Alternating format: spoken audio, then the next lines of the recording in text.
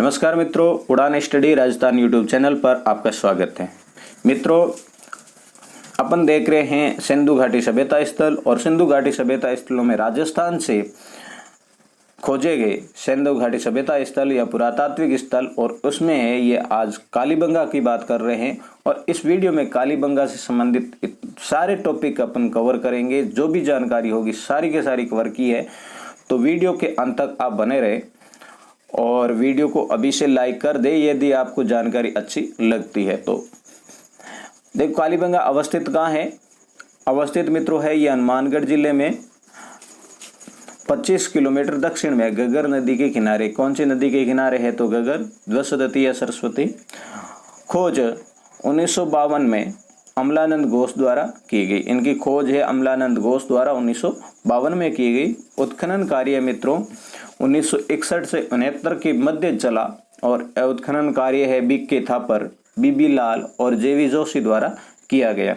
तो उत्खनन है 61 से 69 बीके थापर, बीबी लाल व जेवी जोशी द्वारा। और यहाँ इंपॉर्टेंट देखो, यहाँ के जो दुर्ग को बीच से एक लंबी दीवार द्वारा जो पूर्व पश्चिम में जाते थे दो भागों में विभाजित किया जाता था। ऐसा द्विविभाजीकरण किसी अन्य सिंधु सभ्यता स्थल में प्राप्त नहीं होता है। देखो, दुर्ग का द्विविभाजीकरण, दुर्ग को दो भागों में बांटा गया है केवल और केवल कालीबंगा में इसके प्रमाण मिले हैं। बाकी कोई सिंधु सभ्यता स्थल है वहां से ऐसे प्रमाण नहीं मिले हैं। दोहरे परकोटे से सुरक्षित विश्व का एकमात्र सिंधु सभ्यता स्थल। देखो, सिंधु सभ्यता स्थल है, परकोटे से तो सभी है, एक परकोटा है, परंतु यहाँ है दोहरा परकोटे से ये सुरक्षित था। तो ऐसा आ जाता है दोहरे परकोटे से सुरक्षित विश्व का, यहाँ पे दोहरे परकोटे से सुरक्षित सिंधु सभ्यता स्थल कौन सा था? तो फिर कालीबंगा बात करेंगे।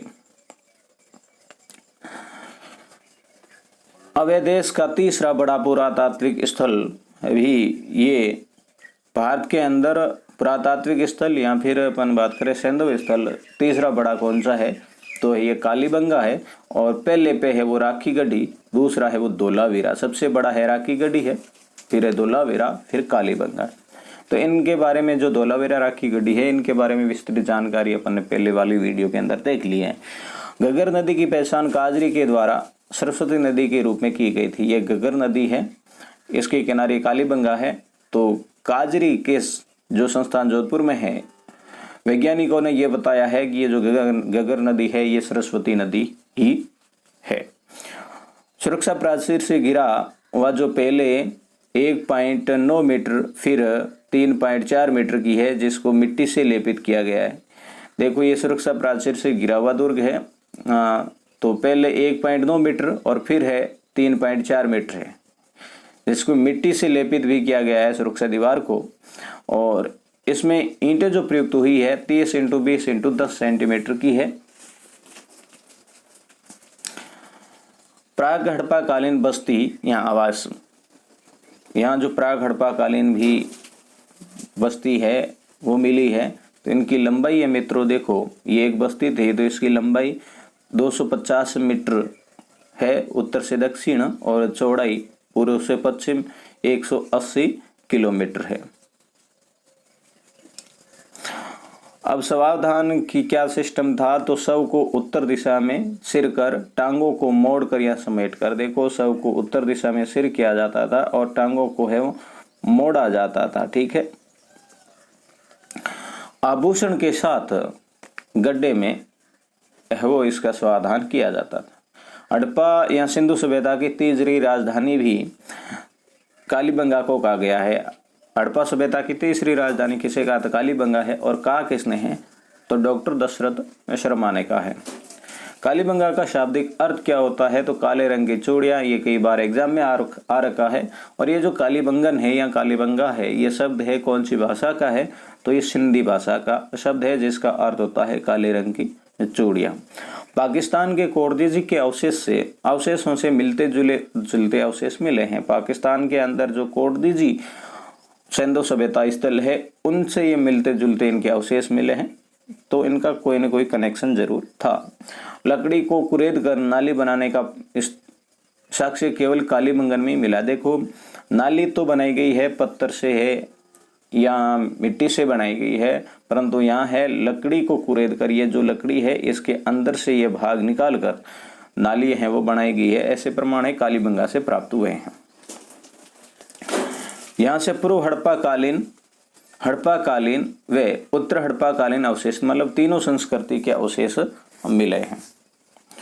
अन्य प्राप्त अवशेष, तो अन्य कौन कौन से यहाँ से अवशेष प्राप्त हुए हैं, तो बात करते हैं चाक निर्मित मृदभंड, मिट्टी की खिलौना गाड़ी और 7 अग्नि वेदिकाएं भी यहाँ से प्राप्त हुई है। देखो, बगुले पक्षी की प्रतिमा कालीबंगा से प्राप्त हुई है। छिद्र वाली बच्चे की खोपड़ी भी कालीबंगा से, और भूकंप के प्रमाण, ये वेरी इंपॉर्टेंट है, ये स्टार लगा ले अपन, 5 स्टार बोले तो बगुले की पक्षी प्रतिमा कालीबंगा, छिद्र वाली बच्चे की खोपड़ी कालीबंगा और भूकंप के प्रमाण कालीबंगा से प्राप्त हुए हैं। धनी लोगों के साक्ष्य यहाँ से प्राप्त हुए हैं। जैसे कौन से साक्ष्य थे, अलंकृत ईंटें मिली है, तांबे का बेल मिला है, गोल कुएं भी मिले हैं और जुते हुए खेत कहाँ से प्राप्त हुए हैं। तो ये सारे है साक्ष्य जो प्राप्त अवशेष है, ये इम्पोर्टेंट है या और इन्हीं से प्रश्न बनते हैं, तो इनका ध्यान रखो। मेसोपोटामिया की तरह बेलनाकार मूरे मिली। देखो, मेसोपोटामिया की तरह यहाँ बेलनाकार मूरे मिली है, तो मेसोपोटामिया से इनके संबंध थे। वृक्ष, कुत्ता, भेड़ या हाथी की प्रतिमाएं भी मिली। आड़ी तिरछी समकोण पर काटती हुई जालीदार जुताई, जिससे कम दूरी की हराइयों में चना व ज्यादा दूरी की हराइयों में सरसों बोया जाता था। देखो, यहाँ समकोण काटती हुई हराइयाँ मतलब खेती के प्रमाण मिले हैं। तो ये जो हल के निशान है, इसमें जो कम दूरी है, जैसे मान लो ये कम दूरी है और ये ज़्यादा है, तो कम दूरी के अंदर तो चना बोया जाता और ज़्यादा दूरी वाली जो हराई हैं उसमें सरसों बोया जाता। टोंटीदार संकड़े मुंह के घड़े भी प्राप्त यहाँ से हुए हैं। द्वार रक्षक का कक्ष, देखो ये इंपॉर्टेंट है, द्वार रक्षक का कक्ष यहाँ से प्राप्त हुआ है। तंदूरी चूल्हे यहाँ से प्राप्त हुए हैं और ऊंट की खोपड़ी इंपॉर्टेंट है। ऊंट के प्रमाण कहाँ से प्राप्त हुए हैं, तो ये भी कालीबंगा से ही हुए हैं। और परकोटे के बाहर दोहरे जूते खेत मिले हैं, दोहरे जूते गेहूं और जौ की खेती एक साथ में की हुई है, ऐसे प्रमाण मिले हैं। अब अपन बात करते हैं मित्रों आहड़ की। कालीबंगा के बाद में राजस्थान में जो इम्पोर्टेंट सैंधव स्थल है वो है आहड़, और ये कांस्य युगीन संस्कृति थी अवस्थित। ये अवस्थित कहाँ है आहड़, तो उदयपुर में बनास व बेड़स नदियों के कांटे पर, वर्तमान इसकी बनास नदी है तो बनास नदी के किनारे पर ये प्राप्त हुई है उदयपुर में। उत्खनन है इसका 1953 में अक्षय कीर्ति व्यास द्वारा और 1954 में रतन चंद्र अग्रवाल RC अग्रवाल द्वारा और 1961 से 62 के मध्य HD सांकलिया और VV मिश्रा द्वारा किया गया। तो उत्खनन कार्य है 3 विद्वानों द्वारा किया गया है। 1953 में अक्षय कीर्ति व्यास, 1954 में रतन चंद्र अग्रवाल, 1961-62 में HD सांकलिया व VN मिश्र द्वारा किया गया।